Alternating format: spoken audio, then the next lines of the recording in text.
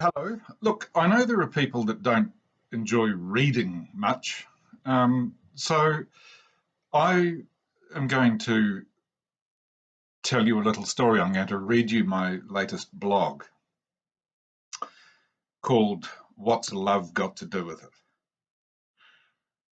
What sort of business related blog talks about love? Well, this one for a start. This is a longish story, but the message is relevant in this sad and broken world. I've had the benefit of living a life full of contrast. I've been loved and hated and found irrelevant and spent a lot of time wondering what the cause of any of it has been. I have children who are mine, children who aren't mine but feel like they are. And as time has gone on, partners join the team and the dynamic creaks, groans, and makes space for whatever the new reality is. This last weekend has become referred to as the Rogers Luxton AGM. My ex-partner and her fabulous husband came. My son and my sons by another father came. The partners of the big kids were here. My baby girl and her friend were here. Family from my boy's girlfriend's family were here, both current and ex. All the makings of a cluster for all. But it was a wonderful affirmation of life and of how you can navigate treacherous waters and deliver a result that enriches everyone. Others will have a better head count than me, but I would assume that there were 20-odd people sitting in the sunshine with the barbecue running, cleansing beverages flowing, and conversation flowing too. Bear in mind that sitting in the sun were people whose lives had come apart bitterly decades ago, new partners and some significant cultural differences. I was rushing about cooking, which is my happy place. But as I drifted in and out of the picture, I was struck by how mellow the atmosphere was. No one was hostile, no one was picking fights, no one was doing anything other than giving space to each other and honouring a desire to be connected and secure. It really made me realise that we get to make choices in life about the quality of our relationships. We can be assholes and surrender to the base instinct of giving back whatever perceived injustices have been done to us. Or we can choose to pick a path through all that and reconnect with the things that we loved or liked about each other in the first place. This is a really important choice. One road leads to endless drama and pain, and the other leads to understanding and peace. I'm lucky enough to have ended up with a wife who, over 20 years, has continued to put up with my frailties and quirks. Being around her has made me a better man. What's this got to do with business, you ask? Well, a lot actually. But don't just look at this in the business context. Look at it. Look at it. Look at it. Look at it as though your business life and your real life are just the same thing on a continuum. Now think about all the people in life you have some kind of unresolved beef with. It could be a supplier, a customer, a colleague, a competitor, a wife, a husband, a child, a parent, a grandparent, etc., etc. You get the idea.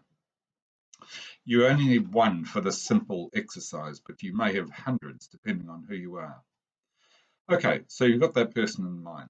Now think about the issue between you, and instead of going straight to the terrible thing they did to you, hold up a big metaphorical mirror and take a good hard look at what your part was in the breakdown. It may have only been 2% you're doing and 98% theirs. It really doesn't matter. You only get to own your own shit and do something about that. Once you've recognized the thing that you did or didn't do, acknowledge it and apologize. Best is face to face, but if that isn't possible, email or phone will do. If they're dead, just quietly reflect on what you might have said if they weren't dead. The secret here is not the reaction you get. Some people will take your apology and immediately respond in kind, incredibly relieved to put something long festering to bed. Some may have no reaction other than to express relief that you finally admitted you were an ass. Some may not even accept the apology. None of that matters. What matters is that you have owned your own stuff and made amends for it. The sense of lightness and freedom that comes with this is not to be sneezed at. Try a little side experiment. Take a close look at the lives of those who refuse to accept the apology and move on. Metaphorically, they will seem as though they are wading through treacle with a huge weight on their shoulders. It represents all the baggage and unresolved hurt and grief they feel but probably don't even recognize. And a test for you is this: if you find making your amends and not receiving an equal apology or acknowledgement in return just causes you to be even angrier, you've missed the point. The corollary of this in business is quite simple. Hanging on to petty and even serious hurts and injuries inflicted by other people has the effect of draining your energy, killing your creativity, muting your ability to interact fully and freely with others, and messes with your mood, sleep, and quality of life. That costs money. Strange to say it, but not letting go of shit shows on the bottom line. It doesn't quite work this way, but if everything you dealt with added up to an extra 1% of sales revenue or 0.5% of EBIT, would that make it worthwhile? Wouldn't you start hungrily looking for unresolved shit to deal with? Now, all I've said could be utter nonsense. There may be no shift in sales or EBIT, but the consolation is that you will have given yourself a gift that will nurture your soul and make you a better human being. Who knows? Maybe you being a better person is worth money. Nothing to lose. Give it a go. If you'd like to try this and share your experiences, I would be so delighted to hear from you. I'd like to anonymously share those stories with others to show that even in business, love has a lot to do with it. That's me done for today. Thank you for listening. I hope it makes a difference. Contact me. John Luxton, 0275 665 682 or john.luxton@regenerationhq.co.nz.